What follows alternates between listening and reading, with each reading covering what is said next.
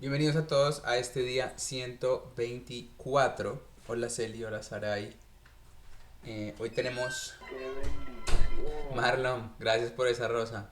Hoy tenemos tres capítulos, vamos a seguir revisando tal vez toda la genealogía de Primera de Crónicas. Hoy tenemos capítulo 9, 10 y 11. Así que bienvenido, bienvenida Danu. Espero que estén súper bien. Hoy tenemos estos tres capítulos, vamos a ver lo que Dios tiene para nosotros en este día domingo. Espero que ya hayan ido a la iglesia, si no, espero que ya hayan escuchado el sermón de su iglesia, que todo esté, mejor dicho, súper bien, que hayan recargado energías para lo que se viene en la semana. Así que, no siendo más, los domingos siempre tienden a ser, vamos un poquito más directos, sé que están cansados, yo también estoy un poquito cansado, así que vamos directo al punto. Entonces vamos a orar, como siempre, antes de comenzar.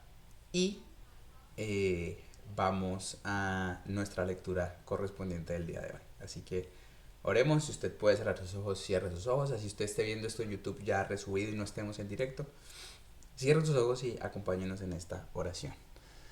Padre Dios, te damos gracias. Gracias, Padre, porque hoy termina una semana, pero Señor, sabemos que mañana comienzan nuevos retos, comienzan nuevas cosas por hacer en nuestro trabajo.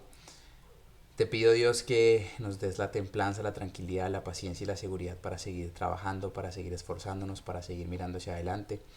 Gracias, Señor, por todas las bendiciones. Gracias, Señor, por las puertas cerradas, por las puertas abiertas, por la duda, Señor, que nos acerca a ti.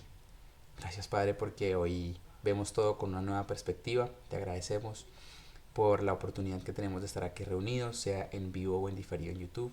Te damos gracias en nombre de Cristo Jesús. Amén y amén.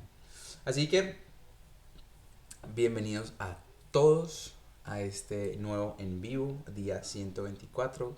Se dice rápido, no ha sido fácil, no ha sido fácil. Hay días donde uno está un poquito más cansado que otros, pero aquí estamos y eso es lo más importante. Así que déjenme, les muevo esta pantalla de por aquí. Listo, perfecto. Primera de Crónicas, capítulo 9. Vamos a ver. Entonces, todo Israel quedó anotado en los registros genealógicos en el libro de los reyes de Israel. Hey muchachos, creo que ya terminamos. Creo que terminamos los registros genealógicos.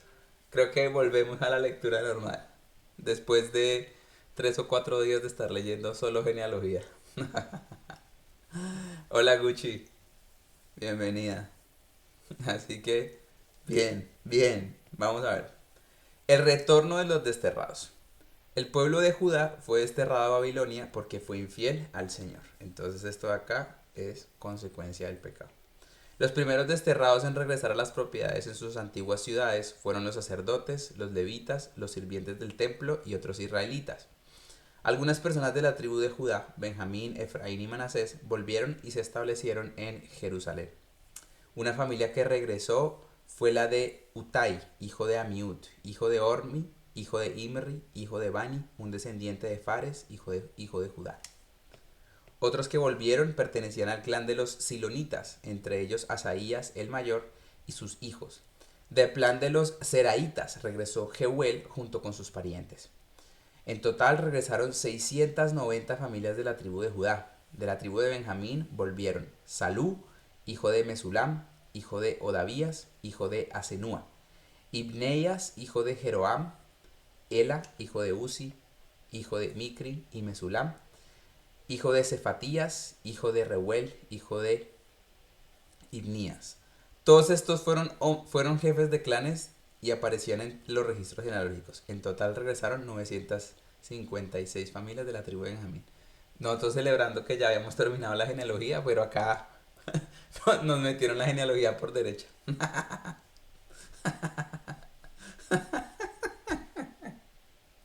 Ahora no estamos hablando de la genealogía, sino ahora nos están diciendo quiénes regresaron y cómo regresaron y quiénes eran hijos de esos que regresaron y por qué regresaron en ese momento.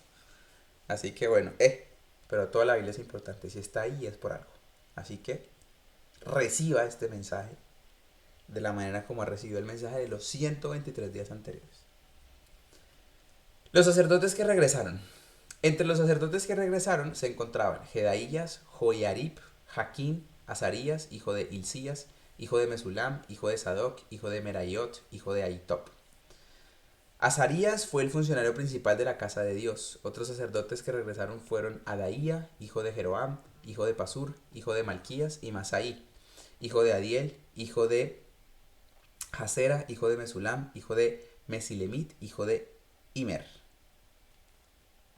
En total regresaron 1760 sacerdotes. Eran jefes de clanes y hombres muy capaces. Eran sacerdotes responsables de oficiar en la casa de Dios. Los levitas que regresaron.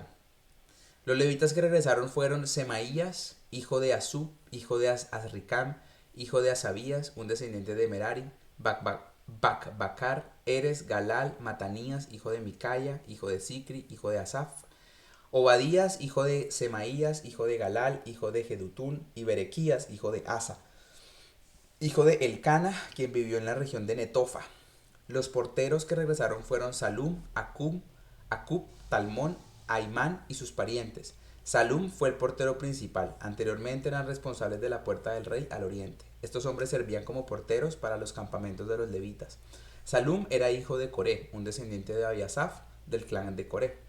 Él y sus parientes, los coreitas, eran responsables de cuidar la entrada al santuario, así como sus antepasados habían cuidado el tabernáculo y el campamento del Señor. Antiguamente, Fines, hijo de Eleazar, había estado a cargo de los porteros y el Señor había estado con él. Posteriormente, Zacarías, hijo de Meselemías, fue responsable de cuidar la entrada al tabernáculo. En total hubo 212 porteros en estos días y fueron registrados según las genealogías en sus aldeas.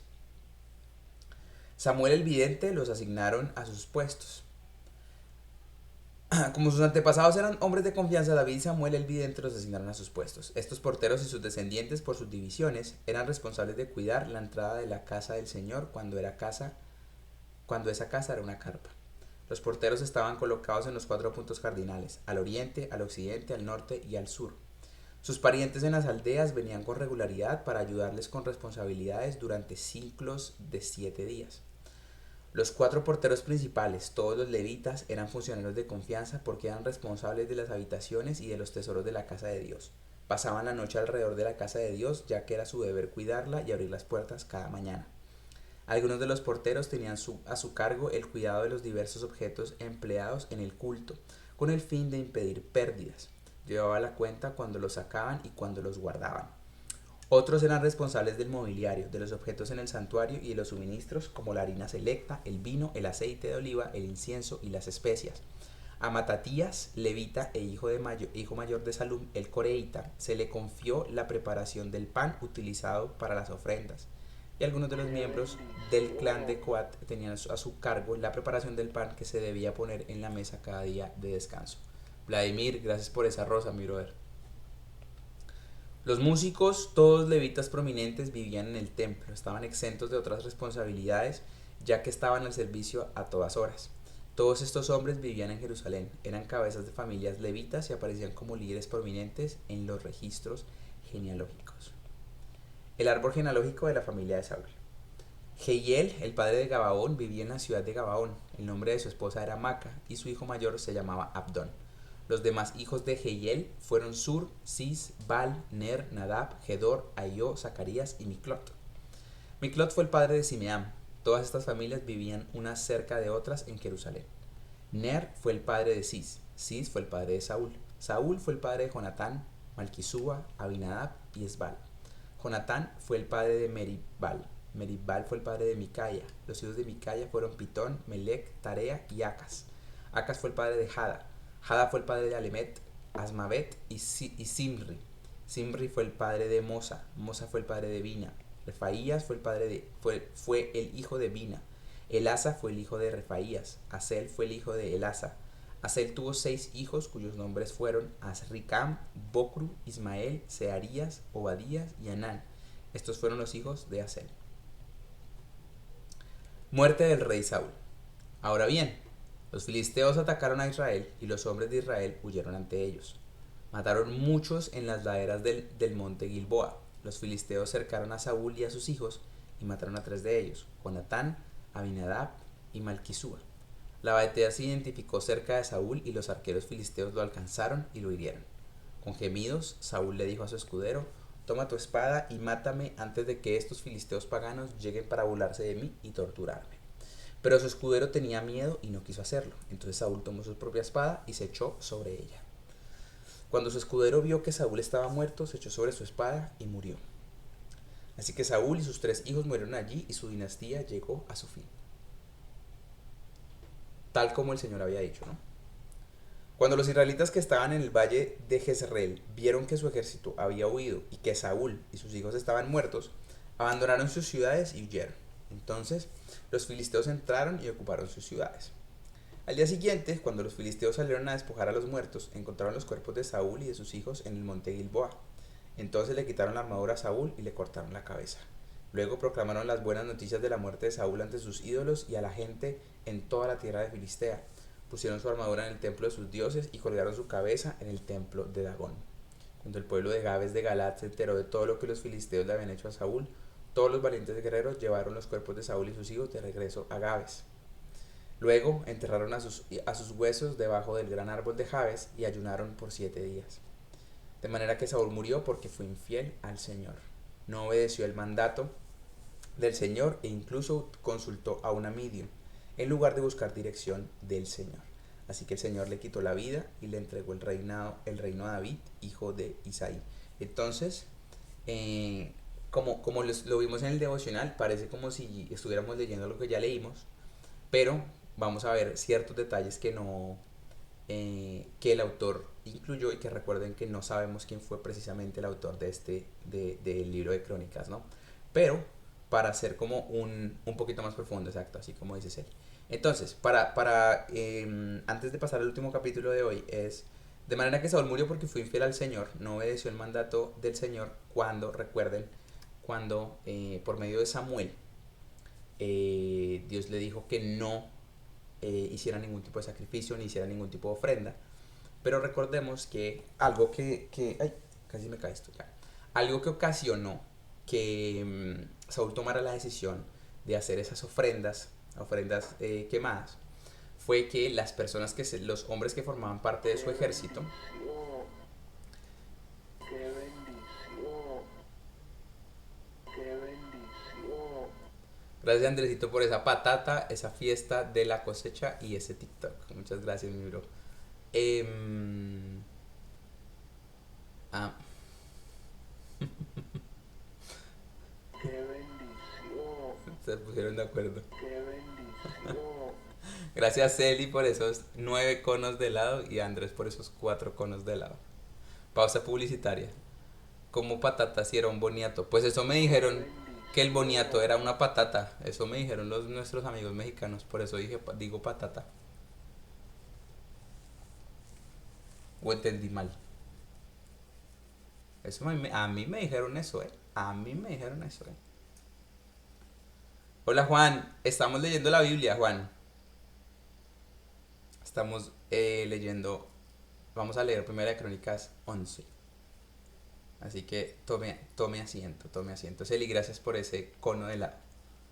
Entonces, recordemos que la presión que sintió Saúl fue que sus hombres se estaban retirando, que estaba perdiendo como la confianza en sus hombres porque estaban pasando como mucha hambre.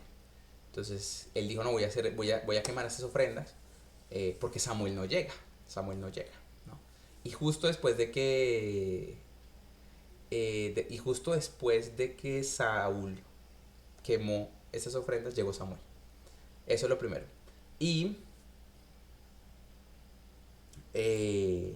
consultó a una medium cuando Samuel estaba muerto. Consultó a la medium para hablar con Samuel y que Samuel le dijera qué era lo que él tenía que hacer.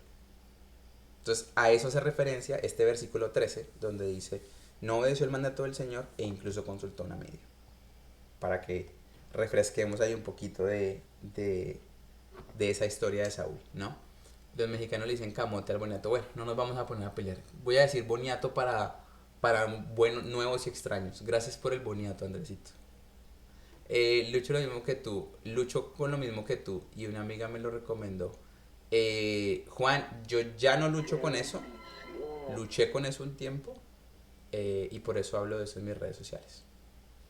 pero me alegra que hayas llegado por eso y espero que con todos los contenidos que tenemos pues, puedas vencer esa adicción, mi hermano. Andresito, gracias por esa rosa y por esos qué seis, bendición, seis conos de helado. Muchas gracias. Eh, Buenas muchachos, llego tarde. Dani, mejor dicho. Lujosos los ojos que te ven. Ya vamos para el último capítulo. ¿Qué Biblia leo? Estamos leyendo la nueva traducción viviente.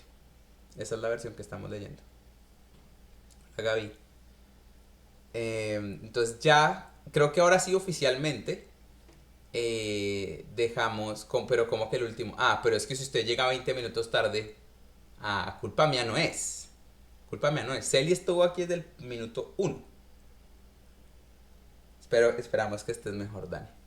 Dani vino, jugó con nosotros, nos contó un problema y se desapareció. Esperamos que estés bien, Dani. Eh, Segundo uno, mejor dicho, sí. Eh, entonces, ¿qué? Entonces, parece que ahora sí ya terminamos de leer todas las genealogías y ahora ya empezamos a ver un poquito los detalles adicionales de las historias que ya estuvimos viendo, ¿no? Primera de Crónicas capítulo 11 dice, David, rey de todo Israel. Luego todos los israelitas se presentaron ante David en Hebrón y le dijeron, somos de la misma sangre. En el pasado, aun cuando Saúl era rey y en realidad era usted quien dirigía las fuerzas de Israel. Y el Señor su Dios le dijo, tú serás el pastor de mi pueblo Israel y tú serás el líder de mi pueblo Israel. Voy a volver a señalar como las cosas que estamos viendo para como refrescar un poquito la idea, ¿no? De modo que allí en Hebrón David hizo un pacto ante el Señor con todos los ancianos de Israel y lo ungieron rey de Israel tal como el Señor lo había prometido por medio de Samuel. David toma Jerusalén. Después David fue con todo Israel a Jerusalén, o Jebus, como suelen llamarla anteriormente, donde vivían los jebuseos, los habitantes originarios de esa tierra. El pueblo de Jebus se mofaba de David, jamás entrarás aquí, pero David tomó la fortaleza de Sión, la que ahora se llama Ciudad de David. David había dicho a sus tropas, el primero que ataque a los jebuseos será el comandante de mis ejércitos. Así que Joab, cuya madre era Sarbia, una hermana de David, fue el primero en atacar y entonces llegó a ser el comandante de los ejércitos de David. David hizo de la fortaleza su casa y es por eso que se llama Ciudad de David. Extendió la ciudad desde los terraplenes hasta la zona circundante, mientras que Joab reedificaba el resto de Jerusalén. David se hacía cada vez más poderoso porque el Señor de los ejércitos celestiales estaba con él. Entonces esto es un poco la acción de Dios. Los guerreros más valientes de David. Bueno, una cosa, antes de seguir. Este versículo 9 dice, David se hacía cada vez más fuerte porque el Señor de los ejércitos celestiales estaba con él. Y uno incluso puede caer un poco en el decir, pues estaba con él porque bueno, era el ungido de Dios y claramente todo. Pero sabemos que lo que nosotros, o la relación que nosotros tenemos con Dios no se basa en la meritocracia, ¿no? Em, y, y una de las cosas o los motivos por los que David fue escogido fue por su corazón y por su carácter, ¿no? Y lo vemos cuando pelea con Goliat, la manera como siendo ya muy joven tenía ese tipo de actitudes y cómo su corazón fue un corazón conforme al corazón de Dios, ¿no? Ya después viene todo lo que pasó con Betsabé y todo lo de su pecado, de su sexualidad y todo, que terminó perjudicando a sus hijos y que terminó haciendo que él huyera de uno de sus hijos. Pero incluso en esos momentos donde él huía, eh, su corazón seguía eligiendo a Dios, ¿no? Y esa es una de las cosas que siempre debemos tener en cuenta, no buscando minimizar el pecado de David, porque no, porque sabemos que independientemente de ese carácter y de que su corazón fuera un corazón conforme al corazón de Dios, eh, cometió un error muy grande con Betsabé y todo lo que giró en torno a eso, ¿no? Y hay que decirlo también. Pero recordemos que ahorita en este libro de crónicas no vamos a ver mucho énfasis en el pecado, sino vamos a ver ese énfasis en quién fue David realmente. Y como lo decía el devocional recién comenzamos, no para minimizar el pecado de David ni para pretender que no pasó, sino porque queremos mostrar un poco esa cara con un poco más de detalle y de contexto de la vida de David, ¿no? Los guerreros más valientes de David. Estos son los líderes de los guerreros valientes de David junto con todo Israel. Ellos decidieron hacer rey a David tal como el Señor lo había prometido con relación a Israel. Entonces esto es un poco la promesa de Dios. Este es el registro de los guerreros valientes de David. El primero fue Jasobeam el Hacmonita, quien era el líder de los tres, el grupo de guerreros más valientes entre los hombres de David. Una vez utilizó su lanza para matar a 300 guerreros enemigos en una sola batalla. El siguiente en rango entre los tres era Eleazar, hijo de Dodaí, un descendiente de Ahoa. Estuvo con David cuando los filisteos se reunieron para la batalla en Pasdamín y atacaron a los israelitas en un campo lleno de cebada. El ejército israelita huyó, pero Eleazar y David no cedieron terreno en medio del campo e hicieron retroceder a los filisteos. Así que el Señor los salvó, dándoles una gran victoria. Cierta vez, cuando David estaba en la roca cerca de la cueva de Adulam, el ejército filisteo estaba acampando en el valle de Refaim. Los tres, que formaban parte de los 30, un grupo selecto entre los hombres de guerra de David, descendieron a la cueva para encontrarse con él. En aquel tiempo, David se alojaba en la fortaleza y un destacamento filisteo había ocupado la ciudad de Belén. David les comentó a sus hombres un vivo deseo. ¡Ah! ¿Cómo me gustaría tomar un poco de esa buena agua del pozo que está junto a la puerta de Belén? Entonces los tres atravesaron las líneas filisteas, sacaron agua del pozo junto a la puerta de Belén y se la llevaron a David. Pero David rehusó a tomarla, en cambio la derramó como ofrenda al Señor. No permita a Dios que la beba. Esta agua es tan preciosa como la sangre de estos hombres que arriesgaron la vida para traérmela. Entonces, esto es lo que siempre decimos un poco del carácter de David, ¿no? De manera que David no la tomó. Estos son ejemplos de las hazañas de los tres. Los 30 valientes de David. Abisaí, hermano de Joab, era el líder de los 30. En una ocasión usó su lanza para matar a 300 guerreros enemigos en una sola batalla. Fue por hazañas como esta que se hizo tan famoso como los tres. Abisaí era el comandante y el más famoso de los 30, aunque no era uno de los tres. Estaba también Benaía, hijo de Joiada, un valiente guerrero de Capsel, quien hizo muchas proezas heroicas. Entre ellas mató a 2 campeones de Moab. En otra ocasión, en un día de mucha nieve, Benaía persiguió a un león hasta un hoyo y lo mató. Otra vez, armado solamente con un palo, mató a un guerrero egipcio que medía 2,5 metros de altura y estaba armado con una lanza tan gruesa como un rodillo de telar. Benaía arrebató la lanza de la mano del egipcio y lo mató con ella. Hazañas como estas hicieron a Benaía tan famoso como los tres, los guerreros más valientes.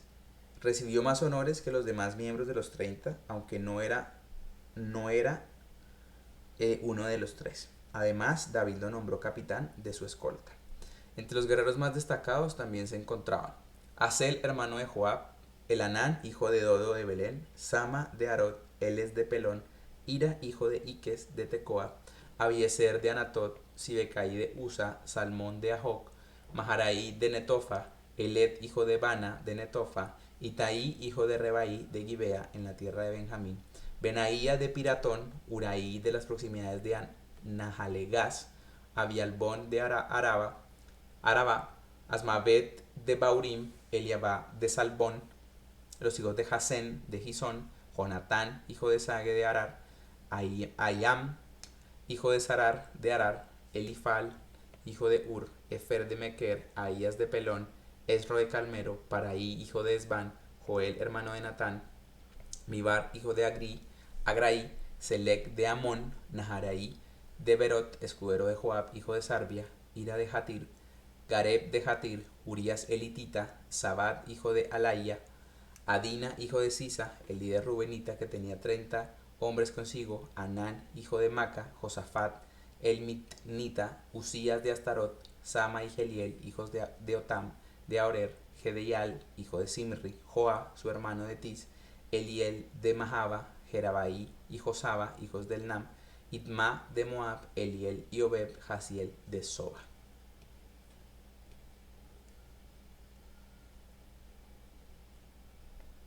Y con eso, mis amigos, terminamos el día 124 con un poco lo que nos hacían referencia al inicio de lo que vamos a ver de la historia de David. Entonces, solo YouTube y Twitch, gracias por acompañarme hasta este momento. Nos vemos mañana en el día 125.